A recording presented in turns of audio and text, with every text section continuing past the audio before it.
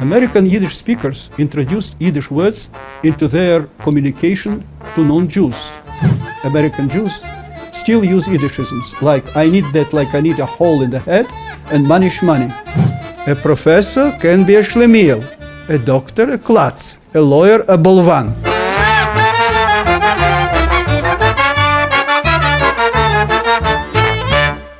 Hundreds of Yiddish words and expressions are used in American English speech.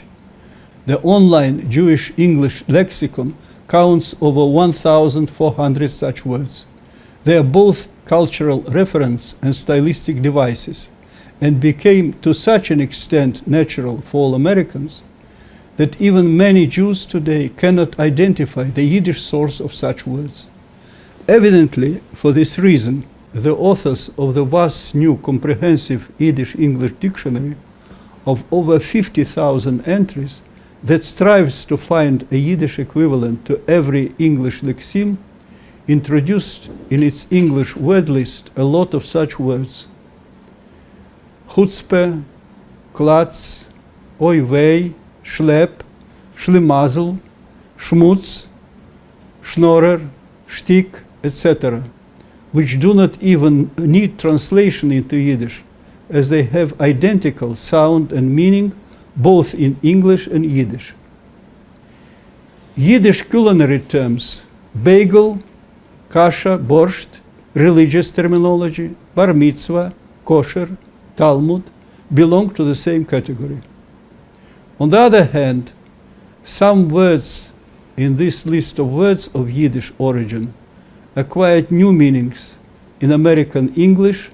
For example, English glitch, minor malfunction.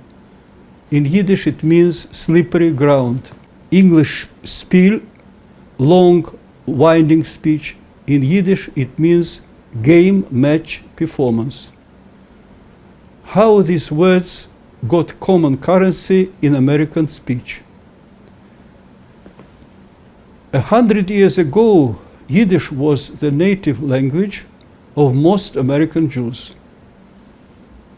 With time, in the process of their acculturation, American Yiddish speakers introduced Yiddish words into their communication to non-Jews.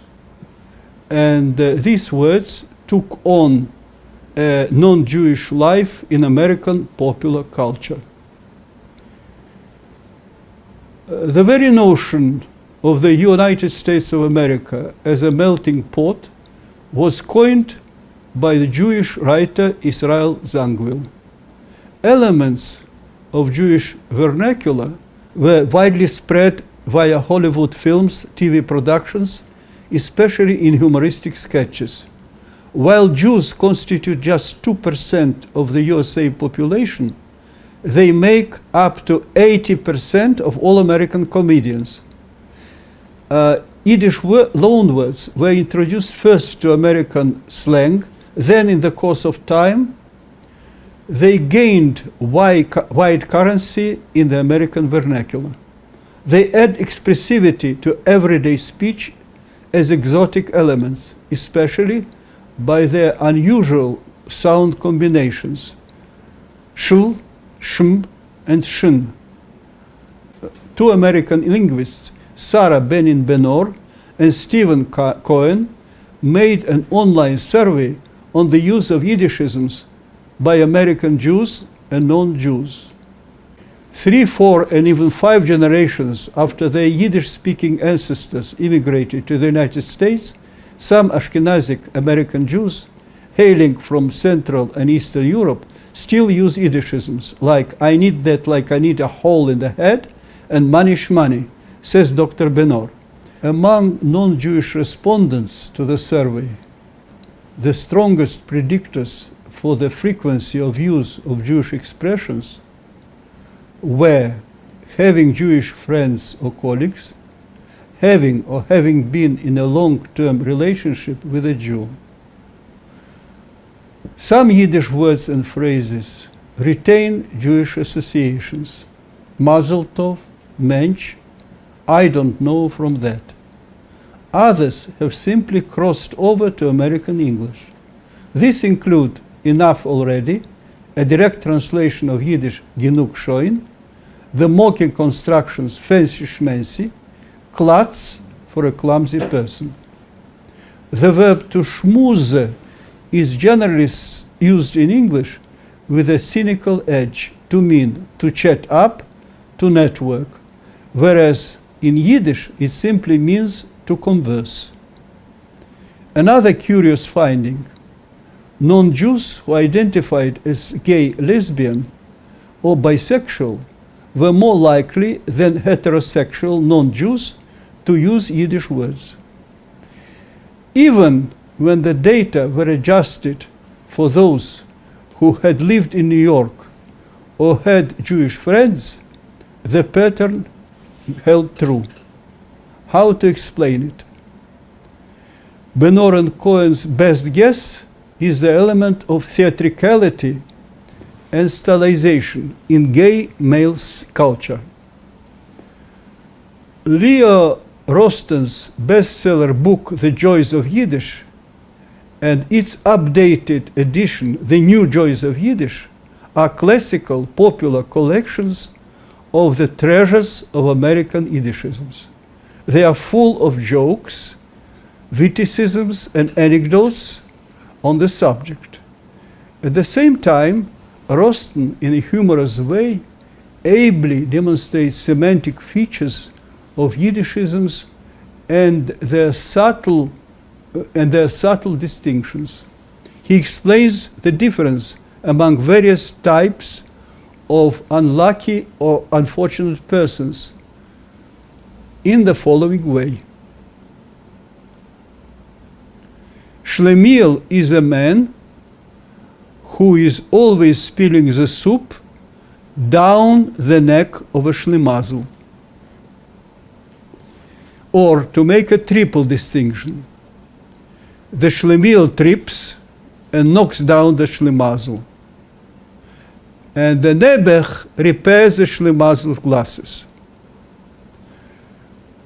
Rosten contrasts the word mensch, that means someone of noble character, with several pejorative Yiddishisms. He writes, to be a mensch has nothing to do with success, wealth, status.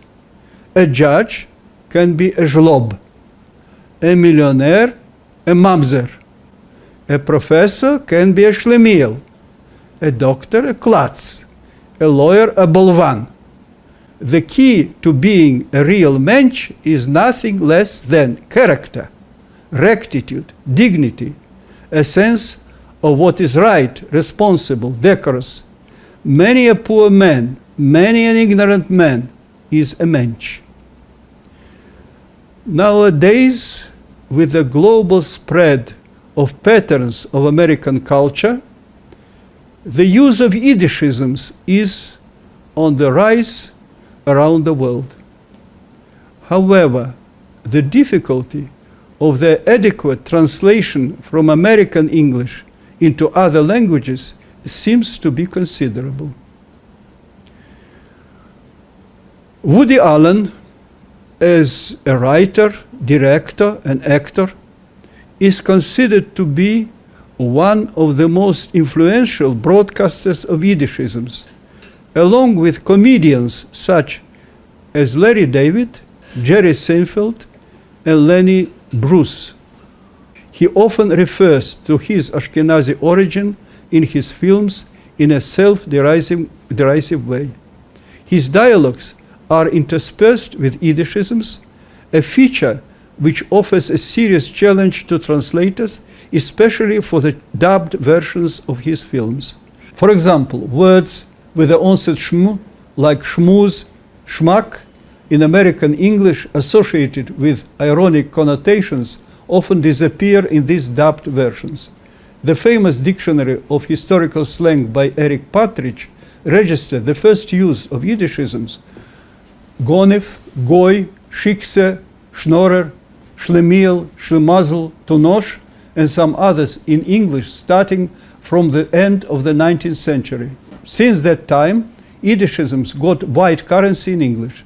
They are today an organic component of the English vernacular, contributing to its expressiveness, to the richness and versatility of its stylistic devices. They seem to be omnipresent in modern English discourse. We find them even in a Harry Potter book, Harry Potter and the Prisoner of Azkaban, by Joanne Rowling, where Aunt Marge says to Aunt Petunia, smacking her lips, "Excellent nosh, Petunia."